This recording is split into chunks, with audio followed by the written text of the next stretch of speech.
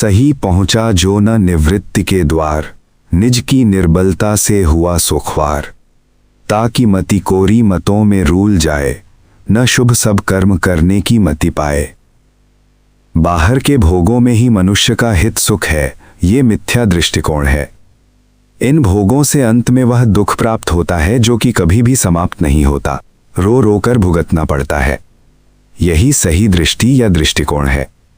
इसे अपनाकर मनुष्य को इन भोगों से धीरे धीरे क्रम से टलने वाला ही होना चाहिए। जो मनुष्य सही ढंग से भोगों से टलने के द्वार तक नहीं पहुंचा, वह अपनी मन की दुर्बलता के कारण एक दिन अवश्य ही सही मार्ग से विचलित होकर भटक जाएगा, खोया रहेगा। उसे उससे निकलने का मार्ग भी नहीं मिलेगा। यही ख्वार शब्द का तात्पर्य है। फिर अपनी मानस दुर्बलता के कारण वह कई एक प्रकार के अन्य मतों या मान्यताओं में भी रुला रहेगा, क्योंकि मन में होने वाले संशय और भय आदि को हटाने के लिए कोई सहारा तो लेना ही पड़ेगा। तब उसे अपनी बुद्धि या मन की भोगमय जीवन में होने वाली शंकाओं और भय आदि को निवृत्त करने के लिए आस्तिक नास्तिक ढंग के कई एक मतों में भी विश्वास रखना पड़ेगा।